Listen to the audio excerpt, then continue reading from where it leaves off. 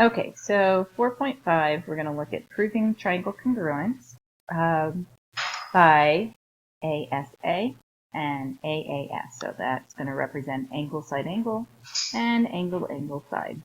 So previously, in the last lesson, we learned about triangle congruence by side, side, side, or side, angle, side. What about other combinations? So the next one we have angle, side, angle congruence, ASA. So this says if two angles in the included side of one triangle are congruent to two angles in the included side of a second triangle, then the triangles are congruent. Now, we talked about the included angle last time. This has a similar idea where we have two angles, and the side that's included is between those two angles. So here again, here are the two congruent angles. So the side between them, that's the included side. So the triangles that we can see are congruent here. Let's say it's T, R, oops, let me put my triangle symbol in there. So triangle T, R, W is congruent to triangle G, C, H. So we're going to take a look at a proof where we're going to use the angle, side, angle postulate. So we are given CP bisects angle BCR, and we can see CP also bisects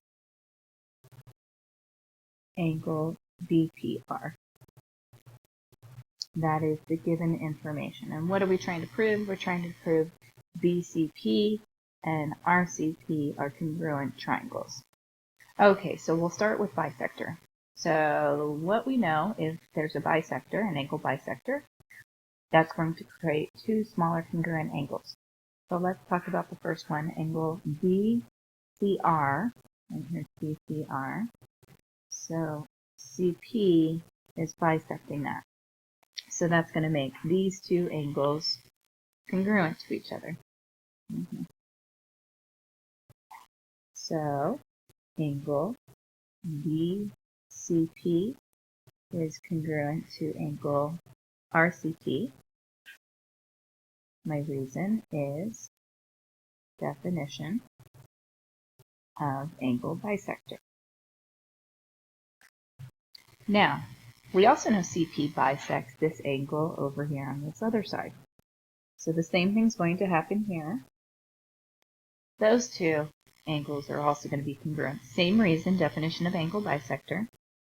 So we have angle RBC and angle BBC.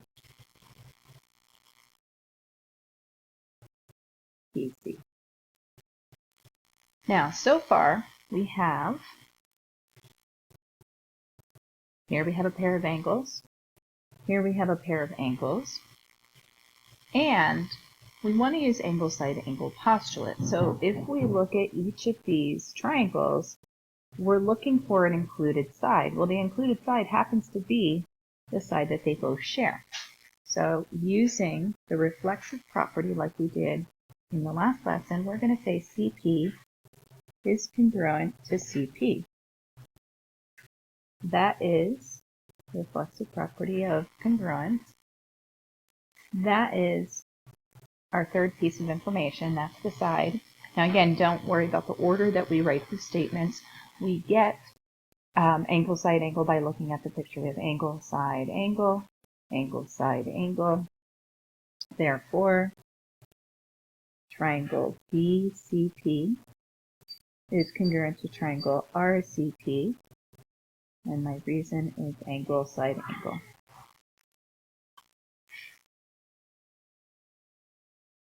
Okay, next we have theorem 4.5, angle, angle, side congruence, AAS. You can also write this as side, angle, angle. It's the same thing. So this is if you have two angles and a non-included side of one triangle are congruent to the corresponding two angles and side of the second triangle, then the triangles are congruent. So basically we have two pairs of angles here, and the side that is congruent is not included. So I could have JK or CA congruent to each other, or JL and CB congruent to each other. As long as you have two angles and one side, we're going to have two triangles congruent. That's really all we need. So let's say we put JKL. That's going to be congruent to triangle CAB. So take a look at the next two column proof. We have RQ is congruent to ST, and we have RQ is parallel to ST. So all those postulates and theorems, about parallel lines imply corresponding angles are congruent, consecutive interior angles are supplementary, alternate interior angles are congruent, and alternate exterior angles are congruent, all apply to parallel lines there.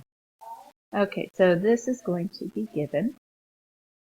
So I can see these are already labeled congruent, and I already see they have arrows to mark them parallel. Okay, so I want to get triangle RUQ congruent to TUS. So what do we know? Well, okay, I can see that I have vertical angles in the middle here, and I also have two pairs of alternate interior angles. So I actually have a couple different ways I could do the proof. Let's say we went with these two angles because they're vertical. So I'm going to say angle RUQ congruent to angle SUT. Now remember, can't say angle U congruent to angle U because we could be referring to more than one angle there. This is vertical angles theorem, or vertical angles are congruent. We could write that out. Now, I have a choice. I can go with angle R is congruent to angle T, or angle S is congruent to angle Q. Or I could list both pairs, but I'm just going to go with one. I'm going to go with angle R is congruent to angle T. Now, why can we say angle R is congruent to angle T? Remember, I was mentioning the lines were parallel. These happen to be alternate interior angles. So this is the alternate interior angles theorem, or parallel lines imply alternate interior angles congruent. So here, if I look back at all the information, I have, this was a pair of sides, here's a pair of angles, here's a pair of angles. Now, I have enough information, because remember what I told you previously, as long as you have two pairs of angles and a pair of sides, that's enough information to state the two triangles are congruent. So I know RUQ is congruent to triangle TUS. Now I need a reason. I have to figure out, is this angle side angle or angle angle side? So I get that by basically what information I stated, and that helps to look at which angles I labeled in my picture. So I have two angles, but notice the side that's marked congruent is not the included side. So that makes it angle side angle. Now, if I had used just alternate interior angles, and let's say I had marked these congruent, and I did not include vertical angles, that would be angle side angle. So it all depends on what information you use in your statements.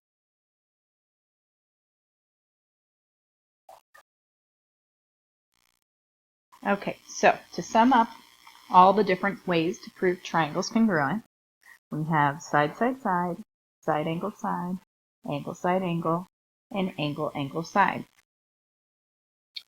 So those are really the four main ways to proving triangles congruent.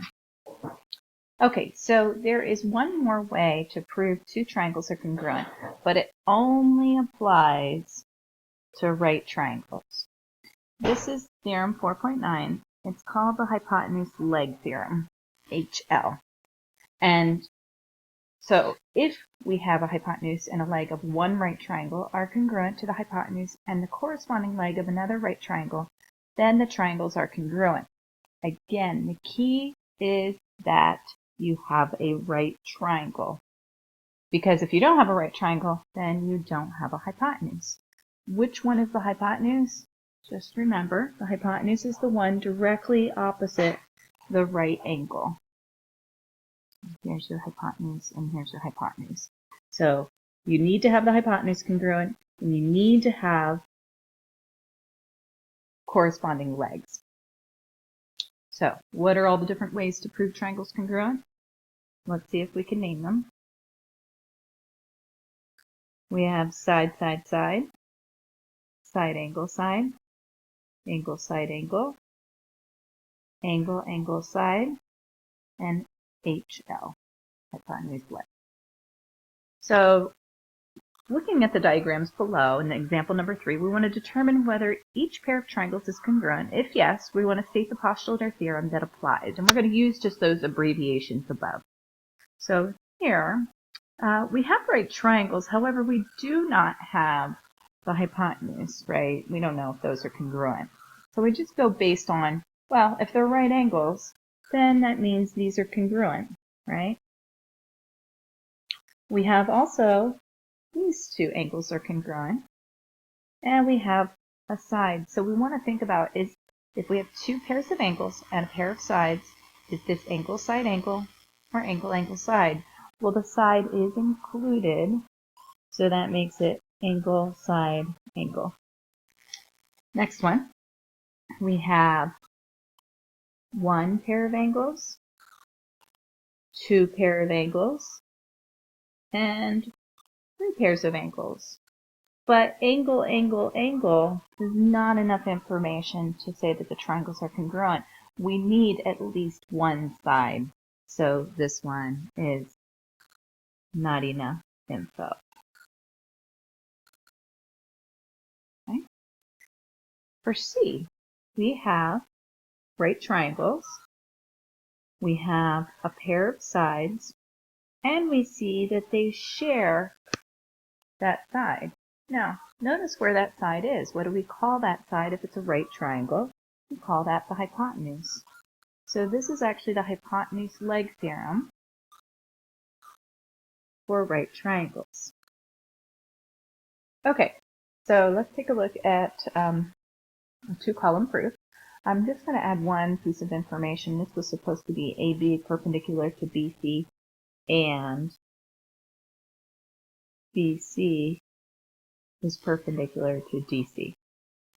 Okay, so let's write down our statements. We have AB is parallel to DC. AB is perpendicular to BC. And BC is perpendicular to DC. Also, we know E is the midpoint of AC and BD. Okay, so a lot of given information. Now, what are we trying to prove? We're trying to prove AC. So this is AC, and this is BD.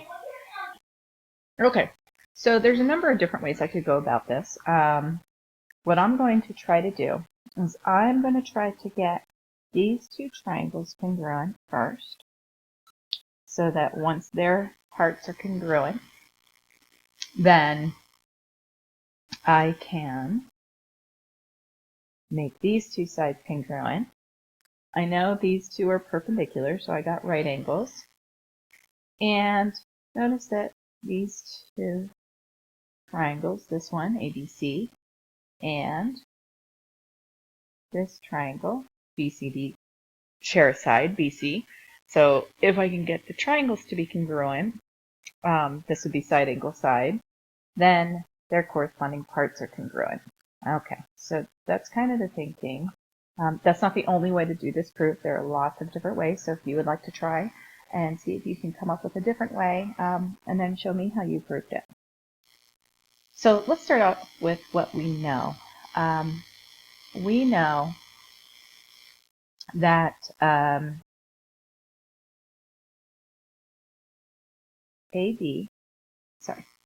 AB is parallel to DC. We know AB is perpendicular to DC, so we know that this is a right angle and this is a right angle. So I'm going to state that angle ABC and angle DCB are right angles.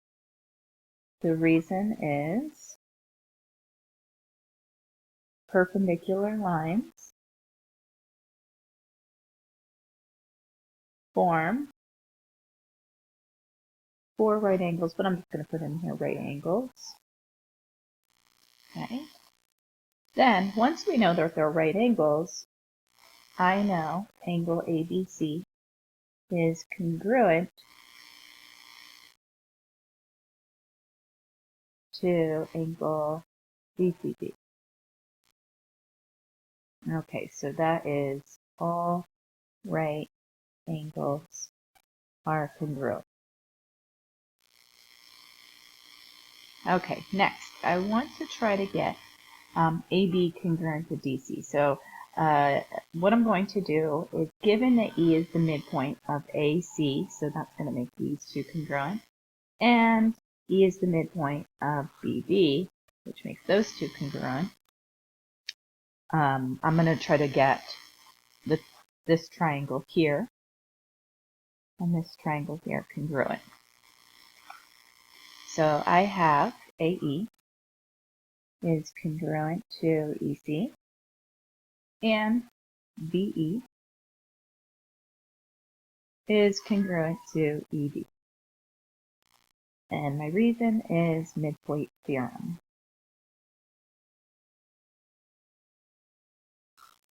Next, I see we have vertical angles. So I can say angle AEB is congruent to angle DEC.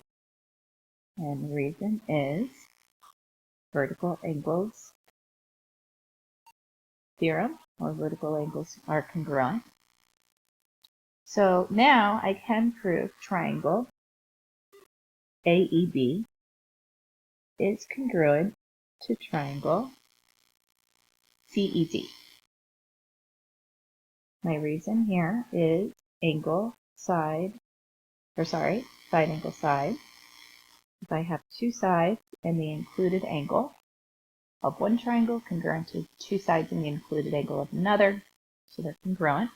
Now, since the two triangles are congruent, that makes all their corresponding parts congruent. So I have these two sides are now congruent to each other. So I'm going to write AB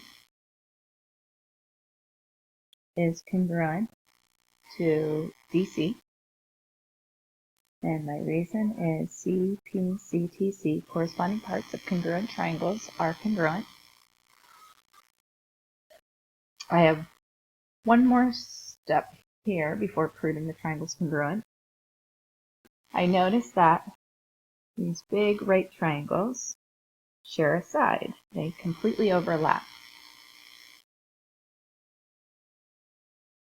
Side BC, so I'm actually going to say BC is congruent to BC. That's reflexive property of congruence. And so statement 9, I now have the triangles congruent. So I have triangle ABC is congruent to triangle DCB. And my reason, it's not hypotenuse leg. Even though it's a right triangle, I'm actually using side angle side in proving this. So side angle side. So statement 10, it's actually the last statement. So now that the triangles are congruent, their corresponding parts are congruent. So AC is congruent to DB. We get B, C, C, C, C. Okay, again, there is the homework assignment. We will work on this assignment as a class. So bring your notes to class filled out and you will get homework credit.